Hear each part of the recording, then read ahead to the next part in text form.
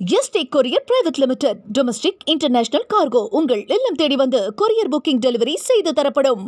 தமிழகத்தில் எல்லா இடத்திலும் கூட விசர்ஜன் மிக சிறப்பாக நடந்து கொண்டிருக்கிறது. விநாயகர் விசர்ஜன் இந்து முன்னணி இயக்கம் மிகச் சிறப்பாக தமிழ்நாடு முழுவதும் நம்ம பார்த்துக்கிட்டு இருக்கோம். மிகச் சிறப்பாக அனைத்து இடத்திலும் கூட பக்தர்களை ஒருங்கிணைத்து அவர்களுக்கு அற்புதமான ஒரு வழிவகையை ஏற்படுத்தி பொதுமக்கள் குறிப்பாக பெண்கள் இந்த ஆண்டு மிக அதிக அளவில் வந்து வீதிக்கு வந்து வீட்டில் இருக்கக்கூடிய விநாயகர் எல்லாம் கொண்டு வந்து இந்து முன்னணியினுடைய பந்தலுக்கு கொண்டு வந்து அதை கரைப்பதற்கு மிகச் சிறப்பாக எடுத்து சென்று கொண்டிருக்கின்றார்கள். கோயம்புத்தூரும் ஒரு சான்று. இன்னைக்கு நாம 10 நண்பர்கள்ட்ட 2-3 விஷயம் மட்டும் வைக்கிறோம். தமிழகத்தினுடைய பொறுப்பு டிஜிபியாக திரு வெங்கட்ராமன் அவர்கள் பொறுப்பேற்றிருக்கிறார். இதற்கு முன்பு இருந்த டிஜிபி திரு சங்கர் ஜிவால் அவர்கள் ஓய்வு பெற்றிருக்கிறாங்க. அவங்க புது பொறுப்புக்கு போயிருக்காங்க. ஓய்வு பெற்றதற்காக எங்களுடைய வாழ்த்துக்களை தெரிவித்துக் கொள்கின்றோம். எப்பொழுதுமே இல்லாத அளவுக்கு தமிழகத்தில் ஒரு டிஜிபியை நியமனம் செய்யாம முதலமைச்சர் அவர்கள் கடைசி நேரத்தில் ஒரு கோப்புல பொறுப்பு டிஜிபி என்கின்ற ஒரு கோப்புல கையெழுத்து போட்டுட்டு கிளம்பிட்டாங்க ஜெர்மனிக்கு. யூபிஎஸ்சி சுப்ரீம் கோர்ட்டினுடைய கைட்லைன் படி ஒரு டிஜிபி பொறுப்பேற்ற பிறகு குறைந்தபட்சம் 2 ஆண்டுகள் அந்த டிஜிபி கொடுக்கணும். ரிட்டையர் ஆகிறதுக்கு 6 மாதம் இருக்கும் பொழுது மாநில அரசு ஒரு பட்டியலை தயார் செய்து யூபிஎஸ்சிக்கு அனுப்பணும். 5 பேர் இருக்கக்கூடிய பட்டியல். யூபிஎஸ்சியிலிருந்து 3 பேர்த்த தீர்மானம் செய்து மாநில அரசுக்கு அனுப்பி வைக்கும். முதலமைச்சருக்கு 3ல் யாரு வேண்டுமானாலும் டிஜிபியா நியமனம் செய்வதற்கு அதிகாரம் இருக்கு. இது உச்சநீதிமன்றம் 2010 இதை வரைமுறைப்படுத்தியிருக்கிறார். ஆனா சங்கர் ஜிவால் அவர்கள் இன்னைக்கு ரிட்டையர் ஆகிறாங்கன்னு தெரிஞ்சு 6 மாதத்திற்கு முன்பிருந்து எந்த கோப்பையும் தயார் செய்யாம 6 சீனியர் பைபாஸ் பண்ணி 6 மூத்த காவல்துறை அதிகாரிகளை பைபாஸ் பண்ணி சீனியாரிட்டி ஆர்டர்ல 7வதாக இருக்கக்கூடிய திரு வெங்கட்ராமன் அவரை பொறுப்பு டிஜிபியாக இந்த பணியில் அமர்த்த வேண்டிய கட்டாயம் என்ன, அவசியம் என்ன? இதனால் 6 ஐபிஎஸ் அதிகாரிகளுக்கு சீனியாரிட்டியில பிரச்சனை வருது. குறிப்பாக சீமா அகர்வால் அவர்கள், சந்தீப் ராய் ரத்தோர் அவர்கள், அபய்குமார் சிங் அவர்கள், வன்னிய பெருமாள் அவர்கள், ராஜீவ்குமார் அவர்கள், பிரமோத் குமார் அவர்கள், இவங்க எல்லாமே 6 பேர் இதுக்கு மேல இருக்காங்க. ஆனால் இன்னைக்கு தமிழகத்தினுடைய பொறுப்பு டிஜிபி காலையில அந்த பொறுப்பேற்கக்கூடிய விழாவில் 8 டிஜிபி பங்கேற்கல. 8 டிஜிபி பங்கேற்கல. அவருக்கு மேல சீனியாரிட்டியில் இருக்கிற 6 பேரும், அவருக்கு கீழே இருக்கிற 2 பேர் 8 டிஜிபி புறக்கணித்திருக்கின்றார்கள். எப்படி காவல்துறையில சட்டம் ஒழுங்கை நம்ம காப்பாற்ற முடியும்? காவல்துறைக்குள்ளேயே சண்டை ஏற்படுத்தி, காவல்துறைக்குள்ளேயே பிரச்சனை ஏற்படுத்தி, காவல்துறைக்குள்ளேயே அதிகார போட்டியை முதலமைச்சர் கொண்டு வந்ததன் காரணமாக காவல்துறை நண்பர்கள் பலம் இழந்து நிற்கிறாங்க. சமீபத்தில் வந்த ஆய்வறிக்கை உங்களுக்கு தெரியும்.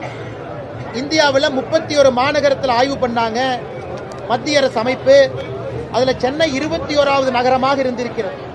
அதாவது பெண்களுக்கு பாதுகாப்பு இருக்கக்கூடிய நகரமாக NARI 2025 அமைப்பு நடத்தியிருக்கக்கூடிய ஆய்வறிக்கையின்படி சென்னை மாநகரம் 31 நகரத்தில் 21வது நகரம் தான் பாதுகாப்பு.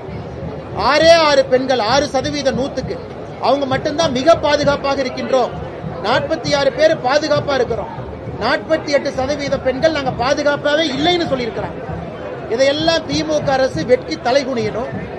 இந்த லட்சணத்துல காவல்துறைக்குள்ள சண்டையும் பிரிவினைவாதத்தையும் ஏற்படுத்தி எடுத்திருக்கக்கூடிய முதலமைச்சர் மு.க. ஸ்டாலின் அவர்களுக்கு கடுமையான கண்டனங்கள். எங்களை பொறுத்தவரை இது இல்லீகல். பொறுப்பு டிஜிபி என்கின்ற பொறுப்பே இது ஒரு இல்லீகலான வேலை. சட்டத்தில் இதுக்கு இடம் கிடையாது.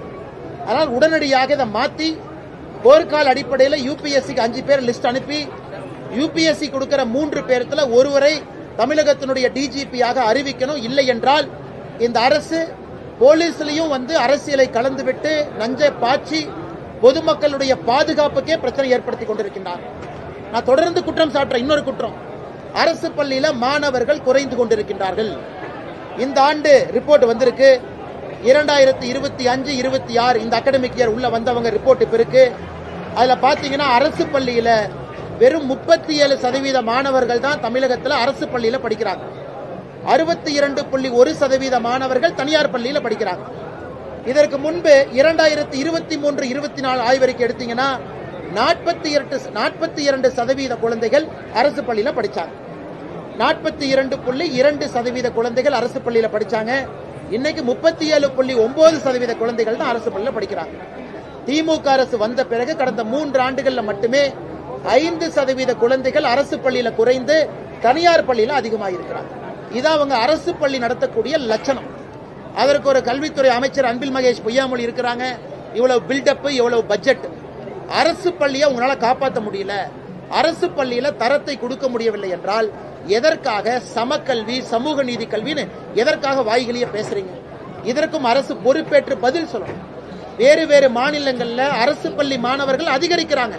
உதாரணம் உத்தரப்பிரதேசம். ஆனா தமிழகத்தில் அரசு பள்ளி மாணவர்கள் குறைவதற்கான காரணம் என்ன? எதற்காக அதிக பணம் கொடுத்து கட்டணம் கொடுத்து தனியார் பள்ளிக்கு அவங்க போகணும்? மூன்றாவது, சிவகங்கையில, வைகை நதியில, திருப்புவனத்துல உங்களுடன் ஸ்டாலின் வந்த பெட்டிஷன்லாம் ஆத்துல போட்டதை பார்த்தோம். இன்னைக்கு வட்டாட்சியர் வந்து கம்ப்ளைண்ட் கொடுத்திருக்காரு, ஆபீஸ்ல வச்சதை எவனோ திருடிட்டு போயிட்டாங்க. வெட்கமா இல்லையா? இந்த மாதிரிலாம் சொல்றீங்க, மக்கள் அதை நம்பணும்னு நினைக்கிறீங்களா? வட்டாட்சியர் அலுவலகத்துக்குள்ள பூட்டு போட்டு திருடி இருந்தா அன்னைக்கே உங்களுக்கு தெரிஞ்சிருக்கும். பூட்டை உடைச்சு ஆத்துல வீசினதுக்கு அப்புறம் நாங்கெல்லாம் அதை உங்க கவனத்துக்கு கொண்டு வரோம், பத்திரிகை நண்பர்கள் கவனத்துக்கு கொண்டு வரோம்.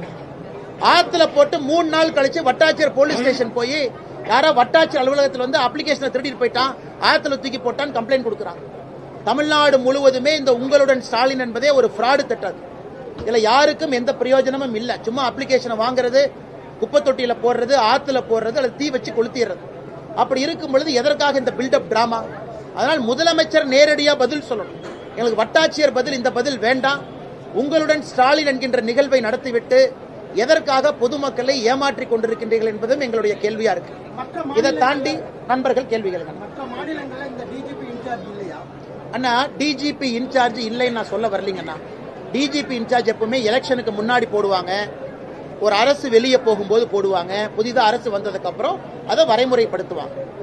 ஆனா எங்கேயுமே 6 பேர்த்த சூப்பர் சீட் பண்ணி பார்த்ததை நான் பார்த்தது இல்லைங்கண்ணா. அதுவும் 6 மாதத்திற்கு முன்பே சங்கர் ஜிவால் அவர்கள் ஓய்வு பெற போறாங்கன்னு தெரிந்த பிறகு 6 பேர்த்த சூப்பர் சீட் பண்ணி போட வேண்டிய கட்டாயம் என்ன? அதனுடைய வெளிப்பாடு இன்னைக்கு பொறுப்பு டிஜிபி, நல்லவரா கெட்டவரா நான் சொல்ல விரும்பலீங்கன்னா, பொறுப்பு டிஜிபி அவருடைய பதவியேற்பு விழால 8 மூத்த ஐபிஎஸ் அதிகாரிகள் பங்கேற்கல. அப்ப ஐபிஎஸ் அதிகாரிகளுக்குள்ளேயே கோஷ்டி பூசல் சண்டை வந்தா பொதுமக்களுடைய உயிருக்கு உத்தரவாதம் யாரு? அதனால் பொறுப்பு டிஜிபி நடைமுறை எதுக்கு? எலெக்ஷனுக்கு 8 மாசம் இருக்கு. இன்னைக்கு அவங்க 6 மாசம் முன்னாடி ஃபைல் அனுப்பிச்சிருக்கணும். இவங்களா முடிவு பண்ணிட்டாங்க, முதல் 3 டிஜிபிக்கள் திமுகக்கு எதிரானவங்க, ஏன்னா நம்ம ஆளுகளை அரெஸ்ட் பண்ணிருக்காங்க, இவங்க ஆகாது இவங்க ஆகாதுன்னு எல்லாத்தையும் கழிச்சு கடைசியா 7ஆவதா இருக்கிற தூக்கி போட்டிருக்காங்க. இதை வன்மையா கண்டிக்கின்றோம். முதலமைச்சர் பதில் சொல்லணும். சரி, சங்கர் ஜிவால் அவங்க ரிட்டையர் ஆயிட்டாங்க. தமிழகத்துல தீயணைப்பு துறைக்கு புதிதாக ஒரு பதவியை உருவாக்க வேண்டிய கட்டாயம் என்ன? எதுக்காக உருவாக்குறீங்க? எதுக்காக பதவி உருவாக்குறீங்க? ஏன் இன்னைக்கு இருக்கக்கூடிய தீயணைப்பு துறையினுடைய டிஜிபி சரியில்லையா?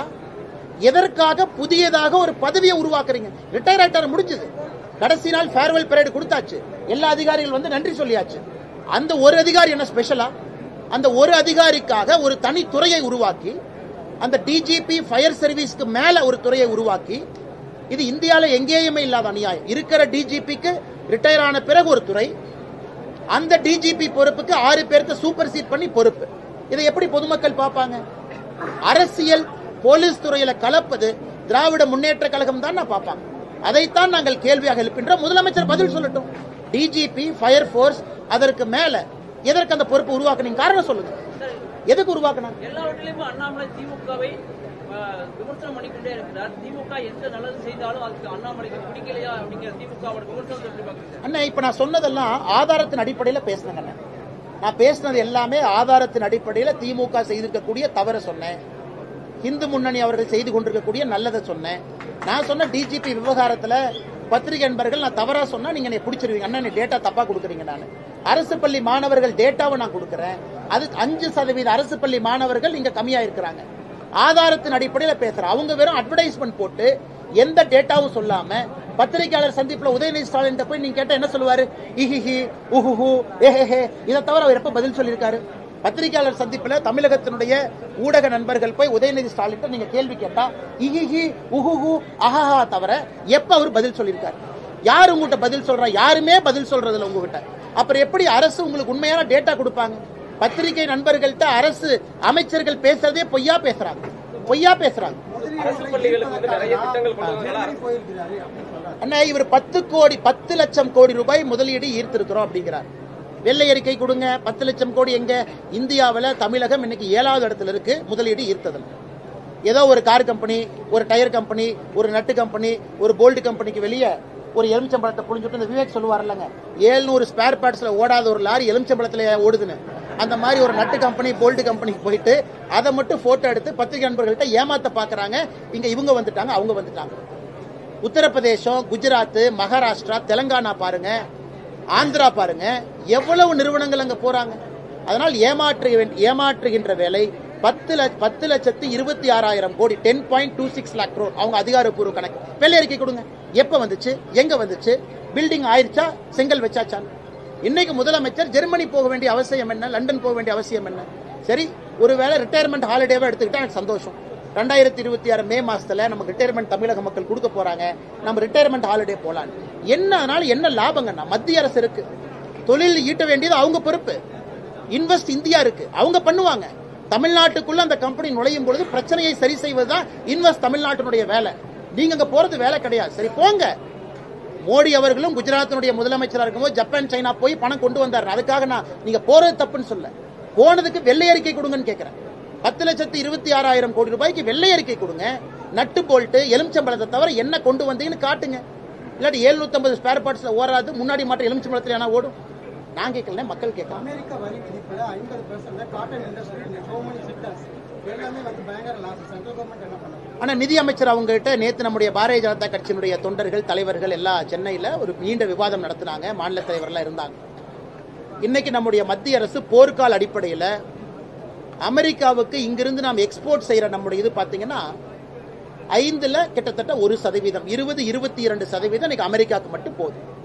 ஸோ 50% வரி விதிப்பு என்பது நிச்சயமா இங்க இருக்கக்கூடிய ஏற்றுமதியாளர்களுக்கு அது ஒரு பின்னடைவு தான். அதுல எந்த மாற்று கருத்து இல்லை. ஆனா அரசு இதை உணர்ந்து தயார்படுத்த ஆரம்பிச்சிட்டாங்க. புதிதாக 40 கண்ட்ரீஸ் கிட்ட புரிந்துணர்வு ஒப்பந்தம், இந்த புது மார்க்கெட்டை உருவாக்குவதற்கான முயற்சியில நம்முடைய அரசு இறங்கி இருக்கிறாங்க. பியூஷ் கோயல் அவர்கள் நேற்று டெல்லியில கூட பேசினாங்க. அதனால் எனக்கு நம்பிக்கை இருக்கு, நம்முடைய ஏற்றுமதியாளர் நண்பர்கள், குறிப்பாக திருப்பூர், குறிப்பாக கோயம்புத்தூர், இந்த பகுதியில் இருக்கக்கூடிய ஏற்றுமதியாளர்களுக்கு அவங்க போட்டிருக்கக்கூடிய ஃபார்வர்டு கான்ட்ராக்ட் என்ன இருக்கோ பிரச்சனை நடக்கும். அதனால் நீங்க இந்த நேரத்தில் அன்பான வேண்டுகோள், தைரியமா இருங்க, கொஞ்சம் பொறுமையா இருங்க. அரசு உங்களுக்காக போர்க்கால நடவடிக்கையில இறங்கி இருக்கிறது. இன்னும் சில வாரங்கள்ல இதற்கான மாற்று வசதி இது ஒண்ணுங்களா. ரெண்டாவது, இன்னைக்கு பேசல் நாம்ஸ் மாத்தணும், ஜிஎஸ்டி நாம்ஸை தளர்த்தணும். செப்டம்பர் 2-3 ஜிஎஸ்டி கூட்டம். அதுல நிச்சயமாக ஒரு பெரிய மகிழ்ச்சிகரமான ஏற்றுமதியாளர்களுக்கு எல்லோருக்குமே சந்தோஷப்படக்கூடிய நிகழ்வு ஜிஎஸ்டி மீட்டிங்ல, கவுன்சில் மீட்டிங்ல நடக்குங்கிற நம்பிக்கை. அதன் பிறகு வங்கி, Reserve Bank of India dollar 88 ரூபாய் இருக்கு. ரிசர்வ் பேங்க் ஆஃப் இந்தியா கண்டிப்பா கட்டுப்படுத்துவதற்கான நடவடிக்கை அவங்க எடுக்க ஆரம்பிச்சிருக்காங்க. ஏன்னா ஒரு பக்கம் டாலர் ஏறனால ஏற்றுமதியாளர்களுக்கு நன்மை, ஆனா டாலர் ஏறனால இறக்குமதியாளர்களுக்கு பிரச்சனை. அதை நிச்சயமா ஆர்பிஐ கணக்கில் எடுக்கும். ஆனா சகோதரர் கேட்கிற கேள்வி நியாயமானதுதான், எல்லோருக்குமே ஒரு பயத்தை ஏற்படுத்தியிருக்கு. அதே நேரத்தில் அமெரிக்காவுடைய அதிபர் ட்ரம்ப் அவர்கள் சம்பந்தமே இல்லாத போட்டிருக்கக்கூடிய 50%, யாரும் இதை ஏத்துக்க மாட்டாங்க. ஒரு நாட்டை மிரட்டி அடிபணிய வைத்து ஒரு அந்நிய நாட்டினுடைய கைக்கூலியாக இருக்க வேண்டும் என்பதற்காக போடப்பட்ட 50%. பேசுவது எளிது, கம்பெனி நடத்தவங்களுக்கு இது கஷ்டம். அதை நிச்சயமா நான் உணர்றேன்.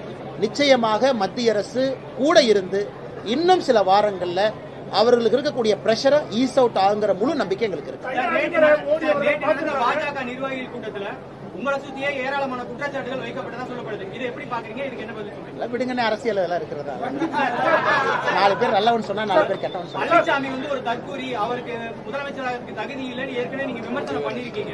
இப்ப வந்து அவருக்கு ஆதரவு சொல்றீங்க. அப்ப தமிழ்நாடு மக்களுக்கு ஒரு ஒரு நிமிஷம், நான் இந்த கட்சியினுடைய தொண்டங்கண்ணா, அதை ஃபர்ஸ்ட் புரிஞ்சுக்கணும். தலைவர் வந்து அப்புறம் ஒரு தொண்டனாக இருக்கும் பொழுது ஒரு கட்சி முடிவெடுத்திருக்கிறாங்க, தலைவர்கள் முடிவெடுத்திருக்கிறாங்க, அதை செயல்படுத்த வேண்டிய கட்டாயம் எனக்கு இருக்கு. அதனாலதான் கடமை என்கின்ற வார்த்தையை பயன். என் கடமை, கட்சி சொல்லிட்டாங்க, மோடி ஐயா சொல்லிட்டாங்க, என்னுடைய கடமை. இதுல வந்து தொண்டர்கள் வந்து நமக்குள்ள கருத்து வேறுபாடுகள் இருந்தா ஒரு கட்சி கட்டுக்கோப்பா இருக்காதுங்கண்ணா. அதனால அந்த பிரச்சனை முடிஞ்சது.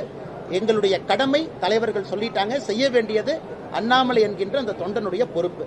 ரெண்டாவதுங்கண்ணா, நேத்து ஐயா ஜி.கே. மூப்பனார் அவர்கள் மறைந்து 24 ஆண்டுகள் ஆச்சு. அந்த நிகழ்ச்சிக்கு அண்ணன் ஜி.கே. வாசன் அவர்கள் அழைச்சிருந்தாங்க, எல்லாத்தையும் தனித்தையும் அழைச்சிருந்தாங்க. மேடைக்கு போகும்பொழுது இருக்கை போட்டிருந்தாங்க. ஜி.கே. வாசன் அண்ணன் சொன்ன இருக்கையில நான் அமர்ந்திருந்தேன், அவ்வளவுதாங்க.